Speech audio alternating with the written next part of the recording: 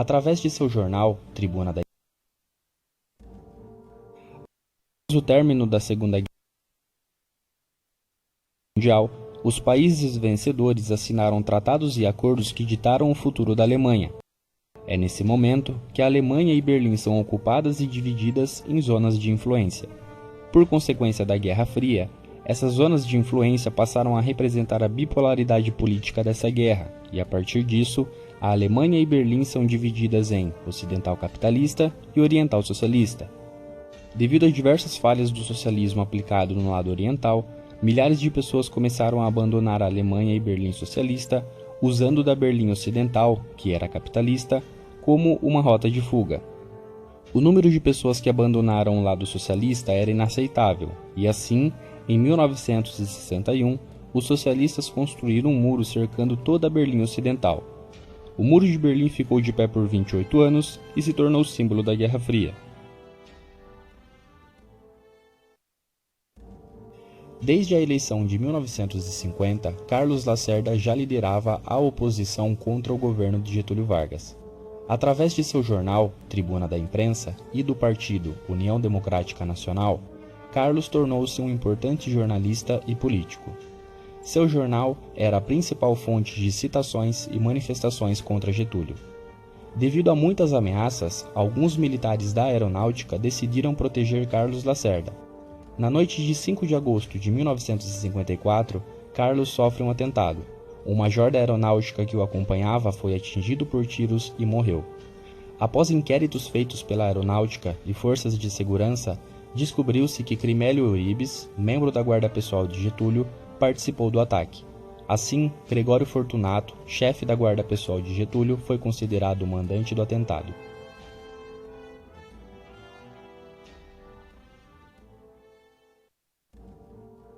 O Pacto Molotov-Ribbentrop, assinado em 23 de agosto de 1939, foi mais que um simples acordo de não agressão entre a União Soviética e a Alemanha nazista.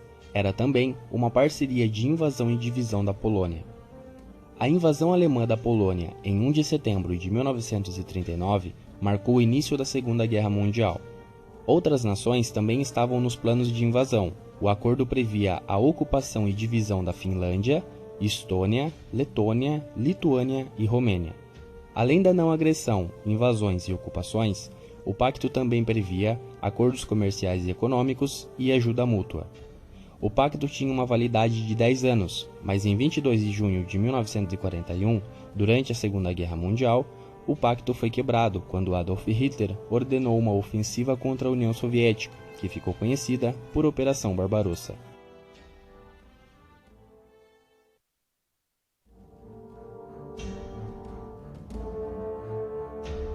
E aí pessoal, como vocês estão? Esse é mais um vídeo do canal História Contada e hoje nós iremos falar sobre a Constituição de 1824, a primeira Constituição do Brasil. Bom pessoal, ela foi criada a partir de um projeto feito por Dom Pedro I e aplicada após a dissolução da Assembleia Constituinte em 1823. Ela foi uma consequência direta de disputas entre interesses políticos que cercavam o Brasil após a sua independência. Dom Pedro I e os portugueses tinham uma grande pedra pelo caminho, os liberais e os conservadores, que representavam as elites e pensavam de forma diferente. Diante dessa relevante manifestação política, Dom Pedro I, com a ajuda dos portugueses, acaba dissolvendo a Assembleia Constituinte em 1823 e no ano seguinte impõe seu projeto que se torna a primeira Constituição brasileira. Sua principal função era dar mais poder a Dom Pedro I, colocando-o em um posto chamado Poder Moderador, que ficava acima do Poder Executivo, Legislativo e Judiciário. As características dessa Constituição foram a nomeação do Brasil como o Império do Brasil, tendo sua carta outorgada e imposta, definindo o Império do Brasil como uma monarquia hereditária e constitucional de um Estado centralizado.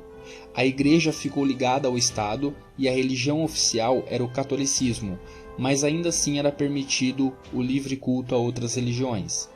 O Império era formado por 4 poderes, o Executivo, Judiciário e Legislativo, e também o Moderador, sendo este último aquele de maior poder e controlado pelo Imperador. As eleições eram indiretas, só podiam votar aqueles que eram homens livres, maiores de 25 anos de idade e com renda de mais de R$100 mil por ano. Os cargos para senadores eram vitalícios e só podiam ser ocupados por indivíduos com mais de R$800 mil por ano também. Essa Constituição foi imposta, possuía 179 artigos e durou 65 anos.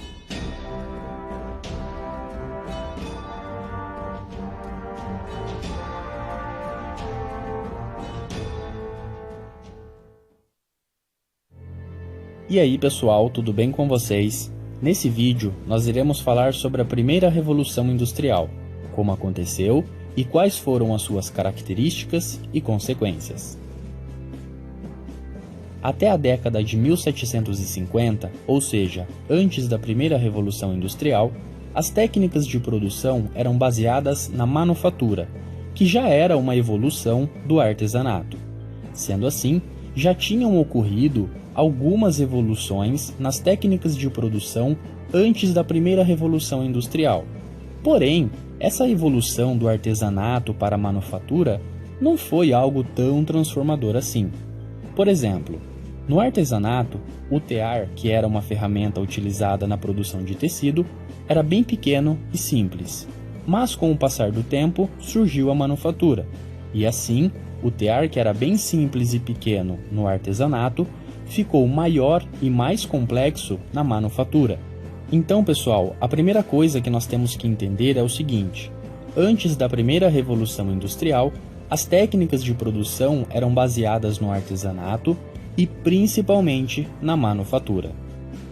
A partir da década de 1760, quando finalmente começou a primeira Revolução Industrial, a manufatura passou a ser substituída pela maquinofatura, e alguns trabalhos que antes eram feitos pelo ser humano passaram a ser feitos pelas máquinas. Como eu disse anteriormente, a manufatura foi uma evolução do artesanato, mas não foi uma evolução tão grande assim. Só que dessa vez, com a primeira Revolução Industrial, a maquinofatura, que substituiu a manufatura, foi sim uma grande evolução, ao ponto de se tornar uma revolução. E é justamente por esse motivo que a primeira Revolução Industrial tem esse nome. A primeira Revolução Industrial começou na Inglaterra e ocorreu entre as décadas de 1760 e 1840. Teve o carvão e o vapor como fontes de energia, o ferro, algodão, lã e também o carvão como matérias-primas, e o tecido como o principal item de produção. Apesar de seu nome fazer referência ao setor da indústria, a primeira Revolução Industrial não revolucionou apenas as técnicas de produção, revolucionou também a economia, o comércio, a política, a sociedade e tudo o que existia naquela época. A primeira Revolução Industrial é marcada por dois fatores muito importantes que são os responsáveis por todas as outras consequências dessa revolução. São eles a indústria e a maquinofatura. Com a chegada das indústrias, que em boa parte eram de propriedade privada de burgueses, começaram a surgir novos pontos de vista sobre a relação entre a economia e a política. Foi nesse momento que surgiu o liberalismo econômico, e houve também a consolidação do capitalismo industrial, que substituía o capitalismo comercial. O liberalismo econômico e o capitalismo industrial defendiam a ideia de que o Estado e o governo já não deveriam mais ter todo aquele controle da economia e do comércio, possibilitando que as empresas privadas pudessem existir e atuar de forma independente e livre. Além do liberalismo econômico e do capitalismo industrial, a chegada das indústrias também influenciou grandes mudanças na sociedade. As pessoas começaram a sair dos campos e irem para as cidades, o trabalho passou a ser assalariado e novas divisões de trabalho foram criadas. Essas três consequências também deram origem às novas classes sociais. Com a chegada da maquinofatura, novas máquinas e ferramentas foram criadas, e as máquinas e ferramentas antigas foram aperfeiçoadas. Novas técnicas de produção foram desenvolvidas e as técnicas antigas também foram aperfeiçoadas. Novas profissões foram surgindo, enquanto que algumas profissões antigas foram desaparecendo. E é isso, pessoal. Espero que tenham entendido. Não deixem de assistir os próximos vídeos sobre a Revolução Industrial e se você gostou, deixe um like para ajudar o canal. O meu muito obrigado e até mais!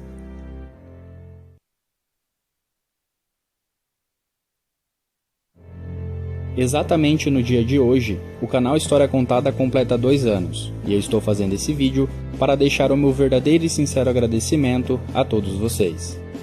Durante todo esse tempo, e com a ajuda de vocês, eu pude alcançar e concluir diversos objetivos, e isso tudo é realmente muito gratificante para mim, porque tudo que eu faço aqui é por vontade própria, é por gostar de ficar horas na frente do computador, pesquisando e criando conteúdos para o canal. Então, através desse vídeo, eu gostaria de deixar o meu muito obrigado.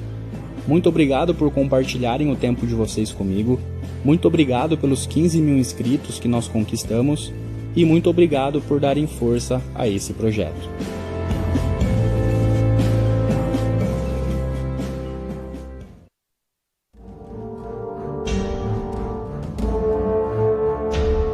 E aí pessoal, tudo bem com vocês? Esse é mais um vídeo do canal História Contada e hoje eu irei falar um pouco mais sobre a segunda Constituição do Brasil, a Constituição de 1891.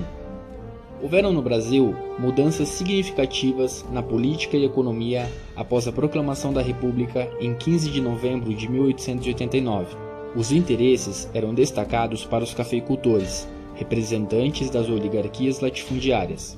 Essa elite influenciava o eleitorado e fraudava eleições através do conhecido voto de cabresto. Assim impuseram seu domínio. Foi aqui, nessa época, o marco do deslocamento do campo para as cidades, abolição da escravidão, crescimento da indústria e criação da inflação.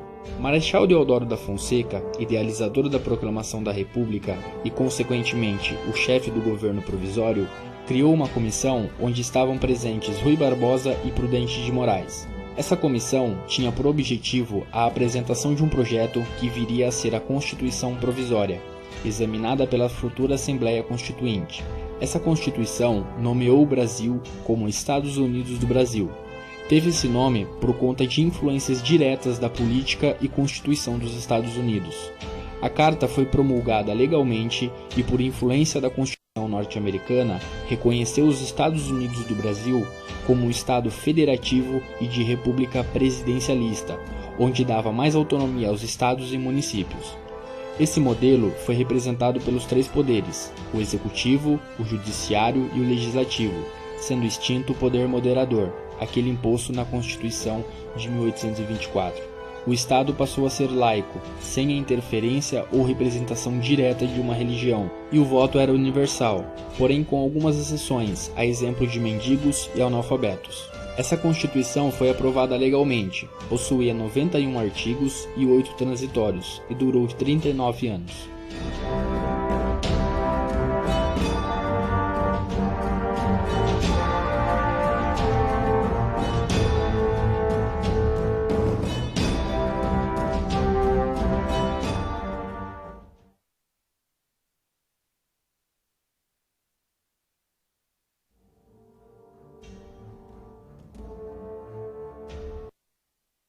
E aí pessoal, tudo bem com vocês? Esse é mais um vídeo do canal História Contada e nele nós iremos abordar o tema da Constituição de 1934.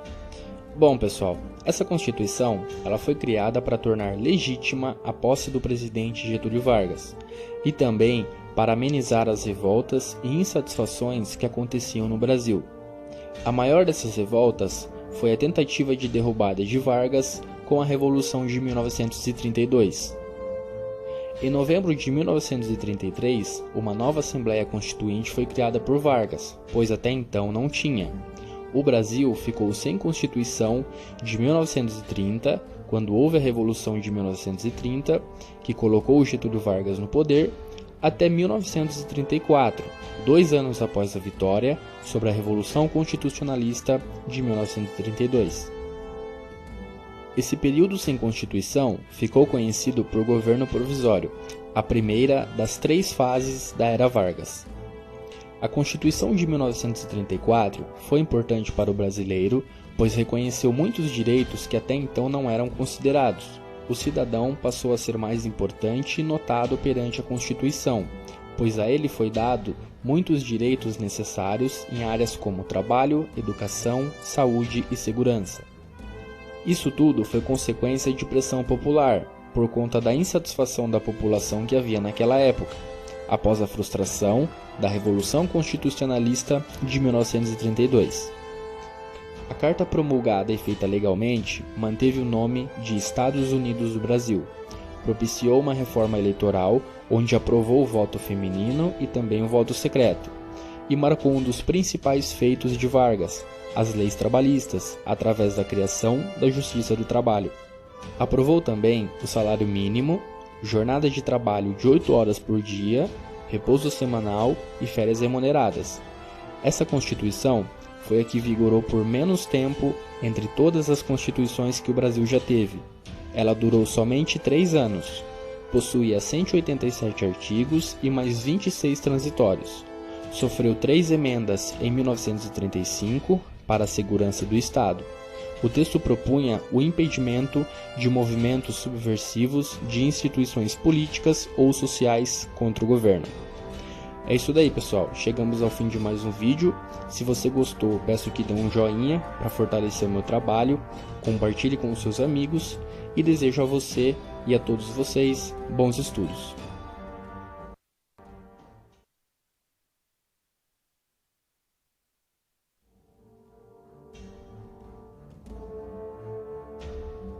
E aí pessoal, tudo bem com vocês? Esse é mais um vídeo do canal História Contada e hoje nós iremos falar sobre a Constituição de 1937. Bom pessoal, foi próximo ao fim do seu mandato que Getúlio Vargas deu um golpe de Estado e permaneceu no poder. A sua justificativa foi que somente ele no poder poderia salvar o Brasil de ameaças internas e externas, principalmente dos comunistas e socialistas. Isso tudo ocorreu após a intentona comunista, que foi uma tentativa de golpe, e também ao Plano Corre, que também era uma tentativa de golpe, mas que supostamente foi orquestrado pelo próprio governo ou então seus aliados, para que assim o governo tivesse mais uma desculpa para realizar o golpe e manter Getúlio Vargas no poder. Com essas duas tentativas de golpe comunista citadas pelo governo, Vargas revoga a Constituição de 1934, dissolve o Congresso e impõe a Constituição de 1937, que instaura a Carta Constitucional do Estado Novo e dá ao presidente uma autonomia para permanecer no poder, com poderes considerados ilimitados. A Constituição de 1937 ficou conhecida como uma Constituição polaca e fascista, por possuir muita semelhança com a Constituição polonesa, que na época possuía aspectos fascistas. A Carta do Estado Novo e a nova Constituição foram ambas oficializadas e impostas em 10 de novembro de 1937, sem qualquer aviso ou consulta prévia. O nome da nação continuava sendo Estados Unidos do Brasil. Essa Constituição durou até o fim da Era Vargas, sendo substituída pela Constituição de 1946. As características dessa Constituição são baseadas em medidas fascistas, de repressão e antidemocráticas, sendo elas a eleição indireta para presidente, com mandato de 6 anos, a anulação do poder legislativo e judiciário, o fim da liberdade de imprensa e também da liberdade partidária, e também a prisão ou exílio de pessoas consideradas inimigos políticos ou então da pátria. E é isso aí pessoal, chegamos ao fim de mais um vídeo. Se você gostou, não se esqueça de dar um like e compartilhar com seus amigos para ajudar no crescimento do canal. Muito obrigado e desejo a todos vocês bons estudos. Até mais!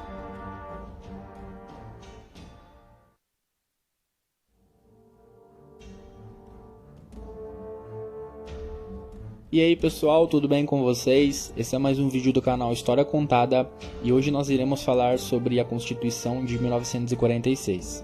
Então pessoal, pode não parecer, mas a Segunda Guerra Mundial teve muita influência nessa Constituição, bem como na queda do Estado Novo. Porque foi assim, com o fim desse conflito e a queda das ditaduras totalitárias como o nazismo e o fascismo, os países que antes eram totalitários e antidemocráticos passaram a ser mais flexíveis e abertos para evitarem problemas com nações fortes que pregavam a ideia de uma política e sociedade livre e mais aberta. É assim que Vargas começa a ser menos totalitário e muda o plano de seu governo para algo mais democrático. Só que essa tentativa, pessoal, não deu muito certo, porque já era tarde demais. Ao fim do Estado Novo, o regime de Vargas perde força e aliados, chegando ao seu fim no mesmo ano que a Segunda Guerra Mundial terminou, em 1945. Com o fim do Estado Novo, o Brasil tem agora a possibilidade de reorganizar a sua política e democracia. É elaborada então a Constituição de 1946. Essa Constituição, pessoal, revoga e altera diversas mudanças que foram aplicadas na Constituição de 1937 e na Carta Constitucional do Estado Novo. Essas mudanças são definidas pela recriação, ou seja, pela volta do Poder Executivo, a devolução de independência aos poderes Executivo, Judiciário e Legislativo, o fim da censura, o reconhecimento do direito de liberdade individual, de liberdade de expressão e manifestação, e também o fim da pena de morte. A Constituição de 1946 também estabelece a incorporação do reconhecimento do direito à propriedade privada. Prevê também a liberdade de pluralidade política, o direito de greve e liberdade de associação sindical. Essa Constituição continuou reconhecendo o país como Estados Unidos do Brasil. E é isso aí, pessoal. Se você gostou, não se esqueça de deixar o seu like e compartilhar com seus amigos para ajudar no crescimento do canal. Muito obrigado e desejo a todos vocês bons estudos. Até mais!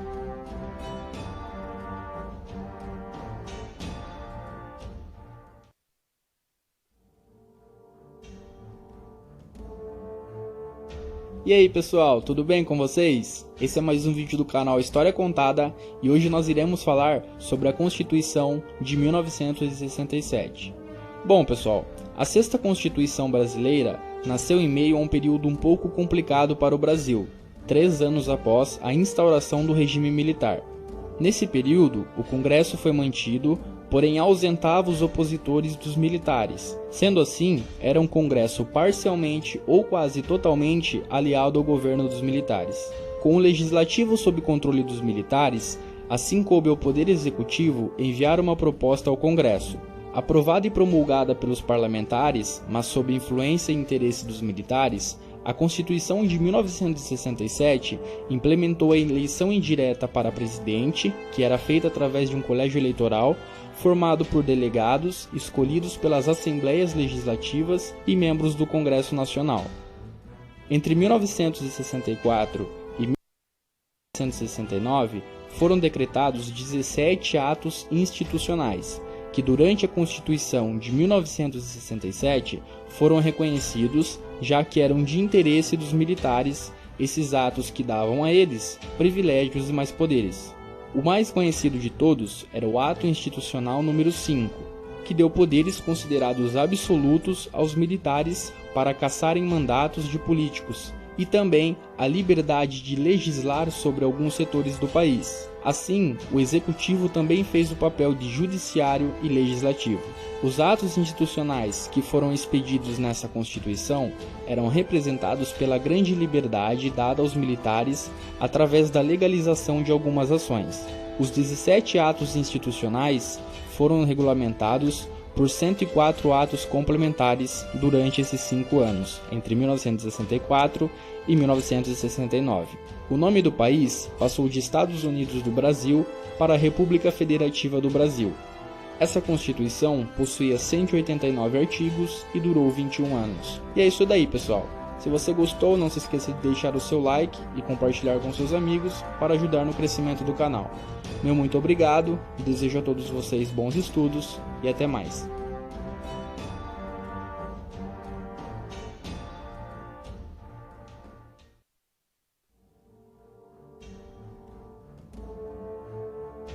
E aí pessoal, tudo bem com vocês? Esse é mais um vídeo do canal História Contada e é o último vídeo sobre as Constituições brasileiras. Nesse vídeo nós iremos falar sobre a Constituição de 1988, a nossa atual Constituição. Bom, pessoal, a nossa atual Constituição é o marco da reestruturação política e redemocratização do Brasil.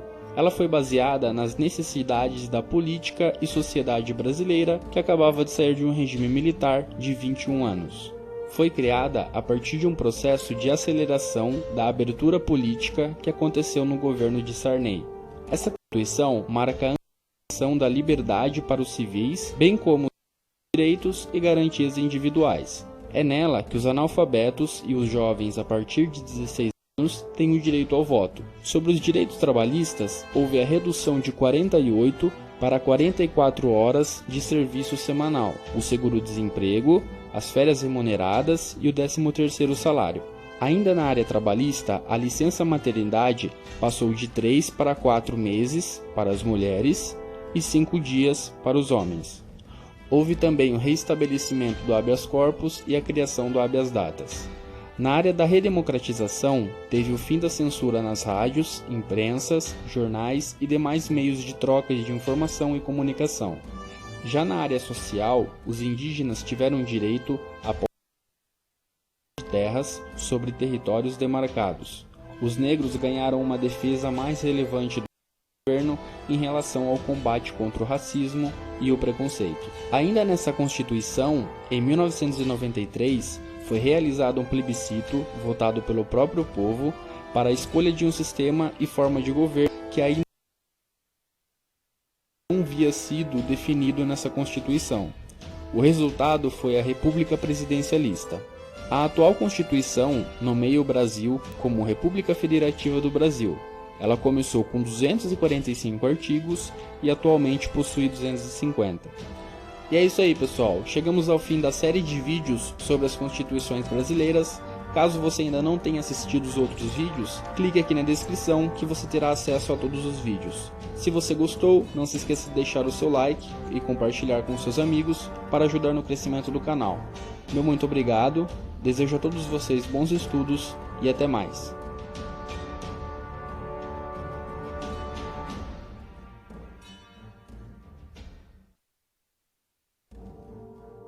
No dia 2 de dezembro de 1825, nascia Dom Pedro II, uma criança que aos 5 anos de idade, em 1831, passou a ser o segundo imperador do Brasil Império. Porém, devido à sua idade, foi criada uma regência responsável por administrar o Império até que Dom Pedro II completasse sua maioridade. A infância do jovem imperador não foi normal como a das demais crianças da época. Dom Pedro II dedicou muito mais do que boa parte de toda a sua infância e juventude aos estudos e ao conhecimento, isso tudo para que quando fosse digno de assumir sozinho o império, tivesse conhecimento e cultura suficiente para esse compromisso. Em 1841, aos 15 anos de idade, Dom Pedro II teve que ser emancipado para assumir de vez as responsabilidades de um imperador. A emancipação era necessária, pois o clamor da população pela coroação do jovem imperador era grande, e finalmente, no dia 18 de julho daquele mesmo ano, Dom Pedro II foi coroado. O Segundo Império, como é conhecido o período em que Dom Pedro II foi imperador, foi um dos períodos em que o Brasil mais cresceu em toda a sua história.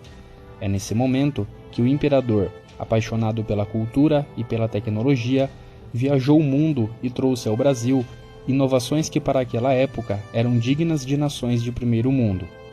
Foi no Segundo Império que o Brasil conheceu o telefone, o telégrafo, a iluminação elétrica, máquinas fotográficas e muitas outras inovações. Esse período também foi importante para a economia e para o comércio. Estaleiros e portos foram construídos para o desenvolvimento da indústria naval, foi construída a maior linha ferroviária da América do Sul e uma importante fase de industrialização foi iniciada. Por ter passado toda a sua infância e juventude estudando, Dom Pedro II era um homem muito inteligente e tinha uma extrema preocupação com a educação dos brasileiros. O Colégio Pedro II, que era uma instituição de ensino admirada e respeitada, e ainda é, passou a ser referência para todos os outros colégios do Império.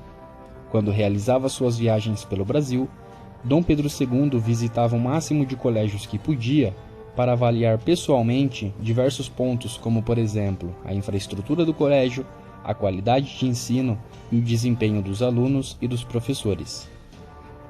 A educação e conhecimento eram prioridades para Dom Pedro II, a ponto de ele mesmo, com o seu próprio dinheiro, bancar estudos em instituições de ensino da Europa e Estados Unidos para aqueles que possuíam algum talento.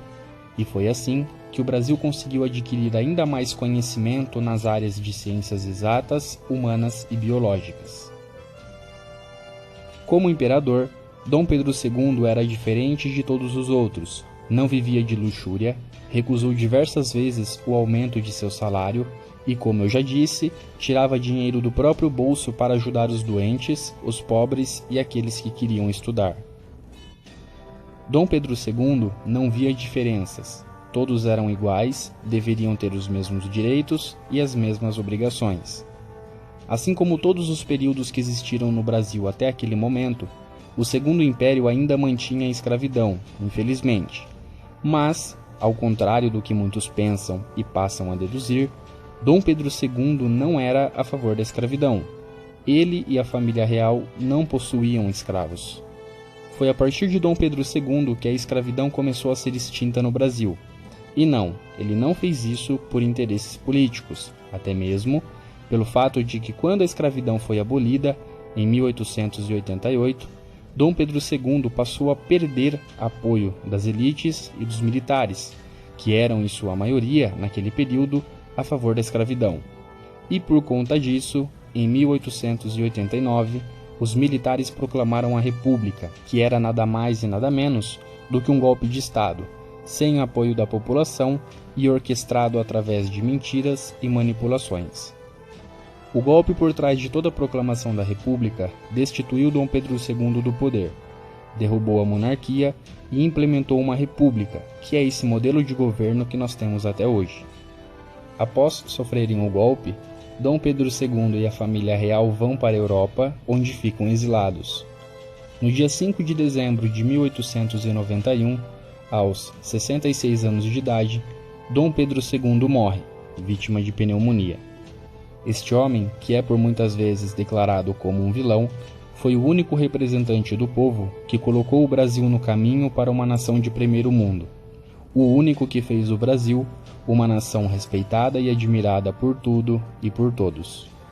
Durante o segundo reinado, o Brasil era um exemplo de nação para os seus vizinhos na América do Sul. Tínhamos uma economia estável, nossas escolas caminhavam para um nível de excelência e qualidade, o trabalhador era valorizado e o imperador, Dom Pedro II, e a família real eram humildes e não viviam de gastos acima do permitido. O homem que dedicou toda a sua vida por um Brasil promissor foi traído e expulso de sua terra natal.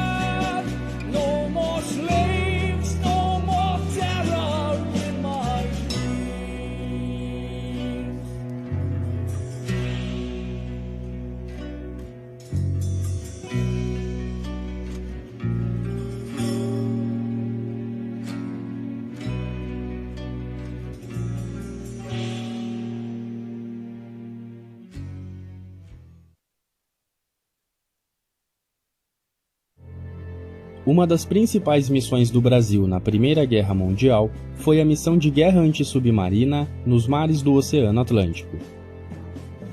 No início de 1918, o Brasil criou uma esquadra naval para cumprir suas missões de patrulha, e assim nasceu a Divisão Naval em Operações de Guerra. A Divisão Naval seguiu até o Estreito de Gibraltar e os brasileiros foram avisados sobre os perigos daquela região por conta da presença de submarinos alemães, que já tinham afundado um navio inglês. Em novembro daquele mesmo ano, durante uma patrulha noturna, foi visto na água aquilo que se parecia com um periscópio de submarino. Rapidamente, o navio brasileiro abriu fogo contra o inimigo. Logo em seguida, os brasileiros descobriram que na verdade aquilo não era um submarino, e sim um cardume de toninhas.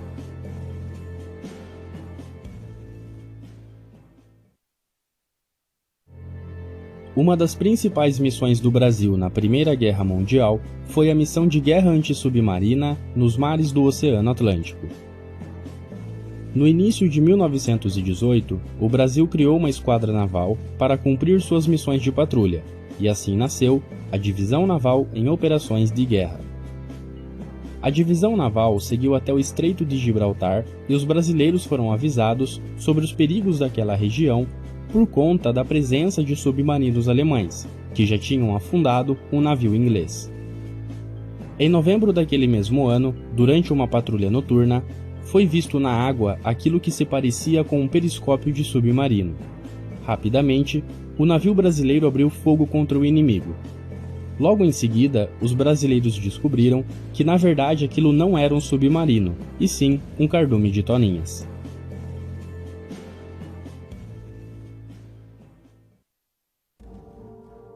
E aí pessoal, tudo bem com vocês? Hoje, a pedido de um inscrito aqui do canal, nós iremos falar sobre a Grande Guerra do Norte, um conflito que pôs fim no crescimento do Império da Suécia. A Grande Guerra do Norte foi um conflito entre o Império da Suécia e a forte aliança militar do Czarado da Rússia, Reino da Dinamarca, Polônia-Lituânia e Eleitorado da Saxônia. Essa guerra começou em 1700 e terminou somente em 1721. A principal consequência desse conflito foi a queda do Império da Suécia, que até então era um dos impérios mais fortes e influentes no norte da Europa. Desde a sua fundação em 1611, o Império da Suécia estava em seu auge. O crescimento era evidente, suas forças armadas recebiam muitos investimentos e qualificação, a influência e o expansionismo sueco pela Europa era cada vez maior, e o norte da Europa era agora controlado por uma forte e competente potência militar, econômica e política. Esses pesados investimentos e boa experiência militar que os suecos tinham eram consequência das vitórias em guerras e conflitos passados. Esses confrontos foram também uma das causas da Grande Guerra do Norte, uma vez que o Império da Suécia já tinha vencido a Polônia, Rússia, Dinamarca e muitas outras nações no passado. Todo esse crescimento era motivo de preocupação para as outras potências, que obviamente viam naquele império uma grande ameaça. E o resultado disso tudo, pessoal, todos nós já sabemos, era a guerra. Porque naquela época, se uma potência se sentisse ameaçada por outra potência, não haviam muitas escolhas, era guerra e ponto final. Mas como nós já sabemos disso tudo, o interessante então é entendermos como foi que a guerra começou e terminou. Então vamos lá. Em 1697, um novo rei foi coroado no Império da Suécia. E acreditem ou não, pessoal, ele tinha apenas 15 anos. Nesse momento, as nações que esperavam a oportunidade de começar uma guerra contra a Suécia viram na coroação de Carlos XII um momento de fraqueza para o Império. Afinal, ele tinha apenas 15 anos e todos pensavam que ele seria fraco e fácil de ser combatido. Mas eles estavam enganados. 2 anos depois, em 1699, era formada uma aliança militar contra o Império da Suécia. Essa união foi feita em segredo para que os suecos não pudessem ter tempo de se prepararem para uma possível guerra. A Grande Guerra do Norte começou em 1700, quando em um curto período de tempo, a Saxônia, Dinamarca e Rússia atacaram cidades e regiões do Império da Suécia. Em resposta aos ataques, Carlos, o rei da Suécia, ordenou um ataque rápido e eficiente contra a Dinamarca, que acabou se rendendo. Após a admirável campanha contra os dinamarqueses, agora era a vez da Rússia ser expulsa de Narva, uma região que era de domínio do Império da Suécia. E novamente, os suecos tiveram um bom resultado. Os dinamarqueses foram rendidos, os russos foram expulsos. Faltava agora as ofensivas contra a Saxônia e Polônia. Em poucos anos, os suecos conseguiram tirar Augusto II do reinado polonês e colocaram naquela nação um rei que compactuava com o Império da Suécia, a fim de melhorar as relações e ter poder e influência sobre a Polônia. Augusto II foi retirado de seu trono da Polônia, mas não foi assassinado, então ele aproveitou para buscar refúgio e forças na Saxônia. A resistência foi grande e em pouco tempo, Carlos, o rei da Suécia, teve que desistir de seus interesses de influência naquela região. Apesar de perder o controle sobre a Polônia e Saxônia, o Império da Suécia ainda era vitorioso naquele conflito e a guerra chegava ao fim. Só que não, pessoal. A Rússia estava tão determinada a vencer os suecos que mais uma vez realizou novos ataques. Para colocar um ponto final nos conflitos com a Rússia, Carlos, o rei da Suécia, elabora uma invasão ao Império Russo a fim de chegar até Moscou e acabar definitivamente com a guerra. Ao saber da futura invasão, os russos evacuaram toda a população e fontes de alimentos dos territórios russos próximos à Europa. A estratégia era fazer com que os suecos andassem por vários quilômetros sem ter acesso a nenhuma alimentação, e assim ficarem todos fracos e vulneráveis. A estratégia foi um sucesso, e os suecos passaram por muitas dificuldades. Em 1709, aconteceu a Batalha de Poltava, na Ucrânia. Os suecos estavam sem forças e não aguentavam mais. Carlos preferiu recuar e ir para o Império Otomano, onde procurou repor suas forças armadas. Os russos tentaram invadir o Império Otomano para buscarem os suecos, mas não conseguiram. Carlos voltou para o seu império em segurança e a história se repetiu. Porque assim, pessoal, foi a mesma história que aconteceu lá no começo da guerra. Carlos voltou ao seu império e os russos fizeram uma nova aliança militar, que realizou mais ataques, e Carlos, novamente, revidou. E de novo, o primeiro alvo foi a Dinamarca-Noruega, em 1716. Após 2 anos de invasão, em 1718, Carlos foi atingido por um tiro e acabou morrendo.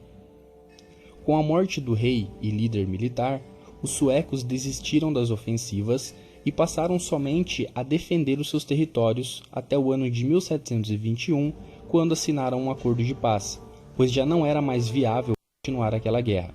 O Império da Rússia foi o grande vitorioso da guerra, anexou muitos territórios suecos, inclusive a Finlândia, e se tornou um império mais forte do que já era. O Império da Suécia teve que ceder territórios aos vencedores da guerra e deixou de ser uma potência e império no norte da Europa. E é isso aí, pessoal. Espero que vocês tenham gostado. Se você gostou, não se esqueça de deixar o seu like, pois isso ajuda muito no crescimento do canal. O meu muito obrigado e até mais.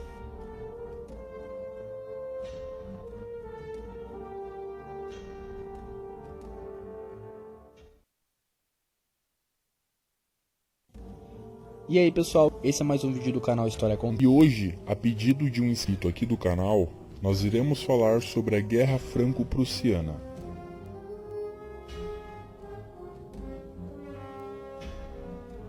A Guerra Franco-Prussiana, um dos conflitos mais importantes do século XIX, foi marcada pelas grandes mudanças sociais e econômicas que as nações europeias viviam naquela época. Um dos contextos dessa mudança foi o expansionismo e o nacionalismo, uma ideologia que influenciou muito na formação e desenvolvimento de muitos impérios e potências naquele século. Essa guerra, pessoal, foi travada entre duas forças muito influentes na Europa, o Império Francês e o Reino da Prússia. E para entender por que essa guerra aconteceu, é importante ter conhecimento do que estava acontecendo naquela época. Como eu já citei em um vídeo sobre a Primeira Guerra Mundial aqui no canal, o século XIX, influenciado pela Revolução Industrial, pelo imperialismo, expansionismo e também pelo nacionalismo, marcava um período de prosperidade e crescimento para as grandes nações, reinos e impérios. A partir de 1862, Otto von Bismarck, que era naquele período o primeiro-ministro do Reino da Prússia, deu início ao seu projeto de unificar os diversos estados de origem germânica para a criação de um novo império, o Império Alemão. A rápida formação e construção do Império Alemão era considerado pelos franceses uma grande ameaça, pois daria a esse império uma vasta extensão territorial e poder militar e econômico. Antes da Guerra Franco-Prussiana, o Reino da Prússia já tinha participado de outros 2 conflitos. O primeiro foi com a Dinamarca, em 1864, que ficou conhecido como Guerra dos Ducados e que rendeu à Prússia 2 importantes ducados, E o segundo conflito, pessoal, foi a Guerra Austro-Prussiana contra o Império da Áustria, em 1866, e que também rendeu ao Reino da Prússia outros territórios. E o que nós podemos, pessoal, perceber de incomum nesses dois conflitos? O interesse de expansão territorial, pois de uma forma bem direta, esses dois conflitos foram por interesses territoriais. E o conflito, que foi a Guerra Franco-Prussiana contra o Império Francês, não seria nada diferente. Só que dessa vez, o Reino da Prússia tinha, digamos assim, um desafio, que era fazer com que os franceses fossem os responsáveis pela declaração de guerra, pois assim seria mais fácil para a Prússia ter a participação de todos os seus estados-membros e formar uma boa união militar. Essa foi a estratégia que Otto von Bismarck utilizou. Só que até então, naquela época, os franceses e prussianos não tinham nenhum conflito declarado que fosse capaz de ser motivo para uma declaração oficial de guerra. Foi aí que Bismarck teve a ideia de indicar Leopoldo, primo do rei da Prússia, ao trono espanhol que estava vago desde a Revolução La Gloriosa de 1868 na Espanha. Essa indicação de um prussiano para o controle da Espanha foi imediatamente rejeitada por Napoleão III. Pode-se considerar que essa indicação de Leopoldo ao trono espanhol não era de fato um real interesse pelo controle da Espanha, e sim uma armadilha para provocar nos franceses uma reação rápida e mal planejada. E o plano de Bismarck deu certo, pessoal. Napoleão III estava prestes a declarar guerra contra o Reino da Prússia, quando recebeu um telegrama, conhecido por Despacho de Ems, que falava sobre o encontro entre Guilherme I, o rei da Prússia, e o embaixador da França. Porém, pessoal, antes do telegrama ser enviado, Bismarck alterou a real interpretação que o texto passava, fazendo com que o telegrama apresentasse uma mensagem de intimidação aos franceses.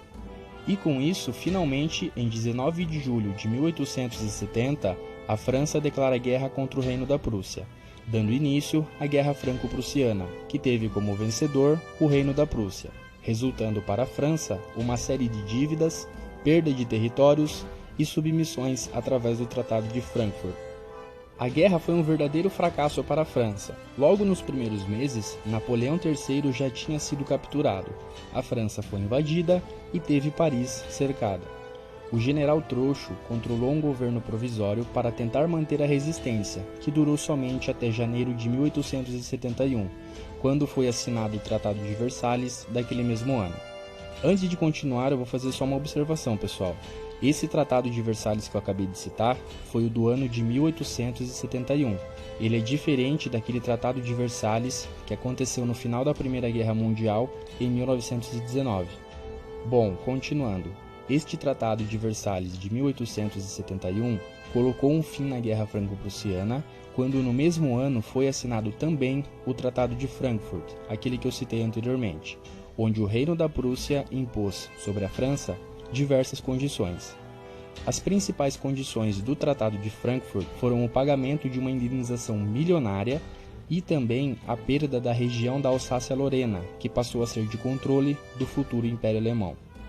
Além dos tratados citados, a Guerra Franco-Prussiana foi responsável por facilitar a criação do Império Alemão em 1871 e responsável também pela dissolução do Império da França, mergulhando sua política em crises e problemas.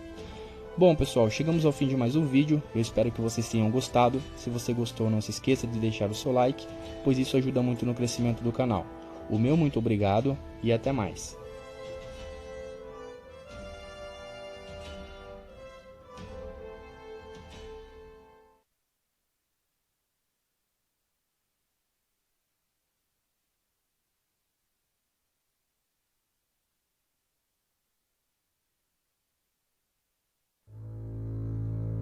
E aí pessoal, tudo bem com vocês? Esse é mais um vídeo do canal História Contada e hoje nós iremos conhecer a história da primeira polícia feminina do Brasil.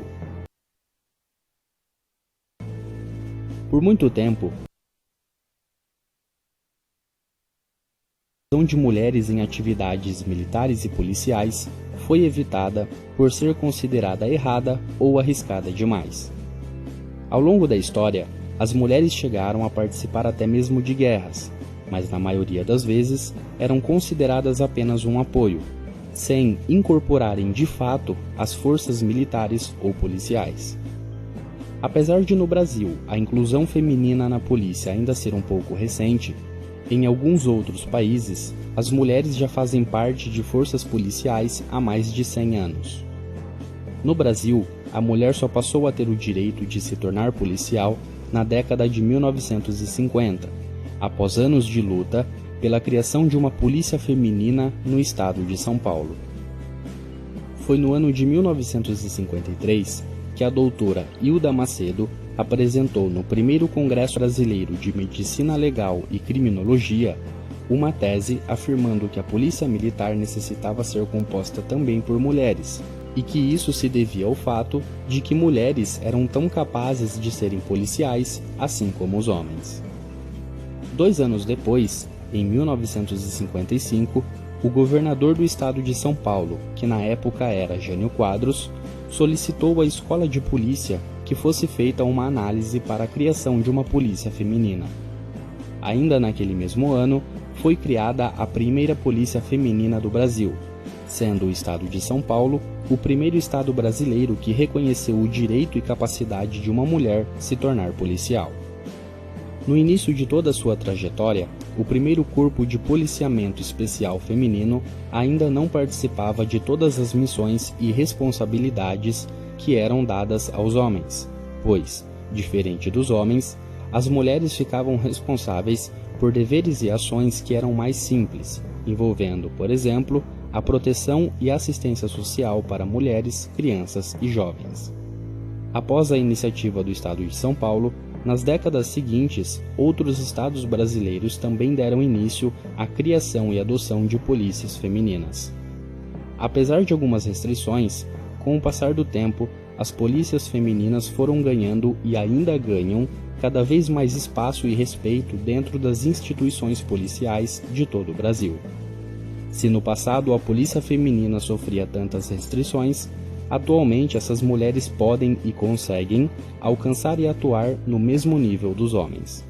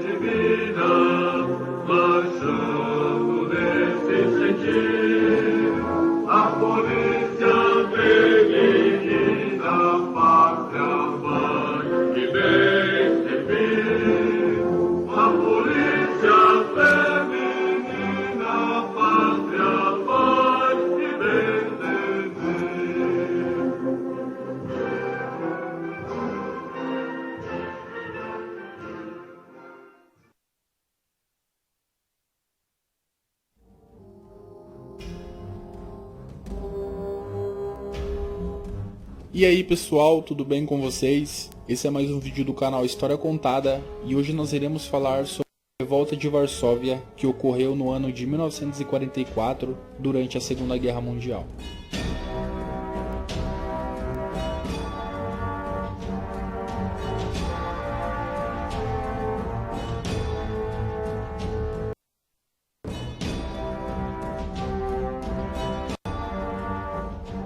A Revolta de Varsóvia, ocorrida no ano de 1944, foi uma tentativa do governo polonês de retomar o controle da Polônia, que estava ocupada pelos nazistas e comunistas desde a invasão iniciada em 1 de setembro de 1939.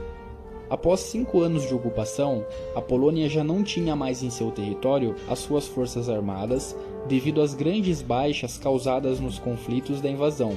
Após a invasão, milhares de militares poloneses foram presos e boa parte foram assassinados.